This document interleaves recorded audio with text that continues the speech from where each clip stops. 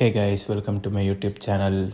இது பேர் soul of cricket. இங்கே நம்ம கிரிக்கெட் மேட்ச்சோட ரிவ்யூ அண்ட் எனக்கு ஜென்ரலாக கிரிக்கெட் பற்றி இருக்கிற எல்லா ஒப்பீனியன்ஸும் இங்கே கொடுக்கலான் இருக்கேன். ஸோ ஃபர்ஸ்ட், இன்றைக்கி நடந்த T20 match India versus Australia at Canberra.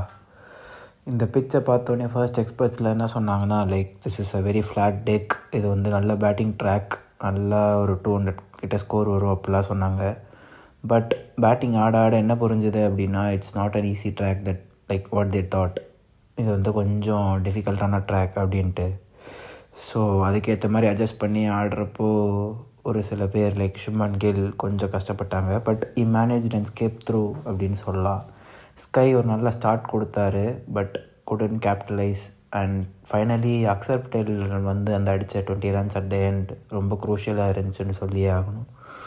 And 167 அப்படின்னு பார்த்தோன்னே எனக்கு என்ன தோணுச்சு அப்படின்னா, இந்த மாடர்ன் டே T20 யாரெல்லாம் பார்த்துட்டு லைக் 180 190 அப்படின்றதெல்லாம் ஈஸியாக சேஸ் பண்ணிட்டு போகிற இந்த டைம்ஸை பார்த்துட்டு, என்னடா இது 167 தான் அடிச்சிருக்கோம், கண்டிப்பாக இதெல்லாம் பத்தாது நமக்கு, அந்த ஓல்ட் ஸ்கூல் T20 ஃபேஷனில் அந்த 150 160 அடித்தாலே பெரிய ஸ்கோரு, அதெல்லாம் ஈஸியாக டிஃபெண்ட் பண்ணலாம் அப்படின்றதெல்லாம் மறந்து போச்சுல நமக்கு.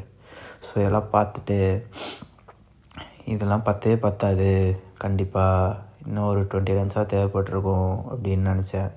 பட் ஆஸ்திரேலியா பேட்டிங் ஆடுறப்போ தான் புரிஞ்சது, it's not the same track, நம்ம நினச்ச மாதிரி கிடையாது இது அப்படின்னு சொல்லிட்டு நல்லா ஸ்டார்ட் பண்ணாங்க. பவர் பிளேயில் ஒரு பாயிண்டில் 93 for 3ன்னுலாம் இருந்தாங்க. அதுக்கப்புறம் பார்த்தா டக்குன்னு விக்கெட் விழுந்துச்சு. ஒரு பக்கம் வருண் சக்கரவர்த்தி, இன்னொரு பக்கம் பும்ரா, ஒரு பக்கம் வந்து கடைசியில் வாஷிங்டன் அப்படின்னு டப்புன்னு விக்கெட் வந்து கடைசியில் பார்த்தா 118க்கு ஆல் அவுட்டே ஆகிட்டாங்க. 120க்குள்ளே ஆல் அவுட் ஆகிட்டாங்க.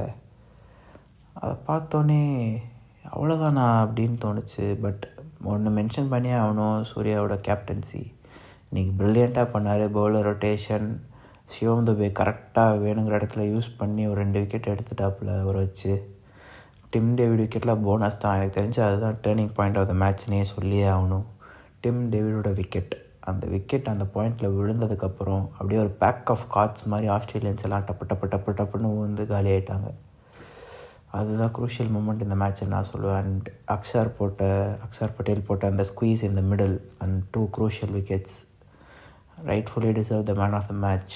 அண்ட் ஒரு இம்பார்ட்டண்ட்டான கொஸ்டின் நம்ம எல்லாருமே இருக்கிறது என்ன அப்படின்னா, does Shubman Gill really deserve a spot in this T20 setup? என்னை பொறுத்த வரைக்கும் கேட்டிங்கன்னா, it's a yes and no அப்படின்ற சிச்சுவேஷன் தான். ஏன் எஸ் அப்படின்னு கேட்டிங்கன்னா, is a very good player. Basically இந்த லெவலில் நீங்கள் ஆனோன்னா வெரி குட்டாக இருந்தே ஆகணும். ஆனால் இவரோட பெட்டர் பிளேயர்ஸ்லாம் இருக்காங்களா இந்த ஃபார்மேட்டில் அப்படின்னு கேட்டிங்கன்னா, அதுவும் எஸ்எஸ்வி ஜெய்ஸ்வால் அப்படின்ற ஒரு பெரிய பிளேயர் வெளில உட்காண்ட்ருக்கான்.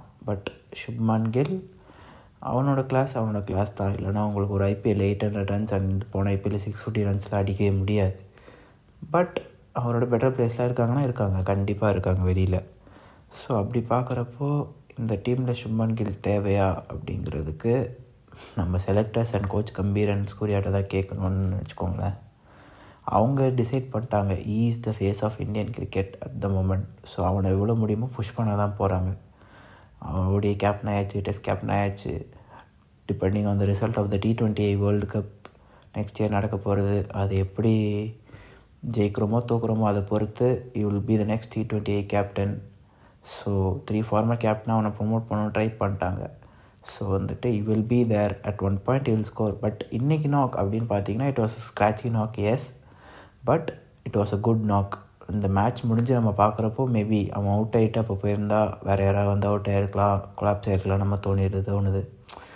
பட் ஜென்ரலாக கேட்டிங்கன்னா, he should strike better, he should be more consistent. And அவருக்கு வர அந்த இன்ஸ்விங்கிங் டெலிவரிஸை டேக்கிள் பண்ண கற்றுக்கணும். கொஞ்சம் விக்கெட்டில் சீம் அண்ட் பேஸ் மூமெண்ட்லாம் இருந்துச்சு அப்படின்னா ரொம்பவே கஷ்டப்படுறான் நடுவில். ஸோ அதை டேக்கிள் பண்ண அவன் கண்டிப்பாக கற்றுக்கிட்டே ஆகணும். ஸோ இதுதான் Shubman Gill does he really deserve in this side அப்படின்றதுக்கான என்னோடய ஒப்பீனியன். எதுவுமே பர்சனலாக எடுத்துக்காதீங்க, உங்களை மாதிரி நானும் ஒரு ஃபேன் தான். ஸோ என்னோடய ஒப்பீனியன் நான் கொடுக்குறேன். உங்களோட ஒப்பீனியன் என்னன்றதை கமெண்ட் செக்ஷனில் போடுங்க. அதே மாதிரி இது என் ஃபர்ஸ்ட் வீடியோ, கொஞ்சம் அமெச்சரிஷாக தான் இருக்கும், எனக்கே தெரியுது பேசுகிறப்போ. ஸோ அதெல்லாம் கண்டுக்காதீங்க, I will keep improving. So thanks for வாட்சிங் and if you can, please subscribe to my video.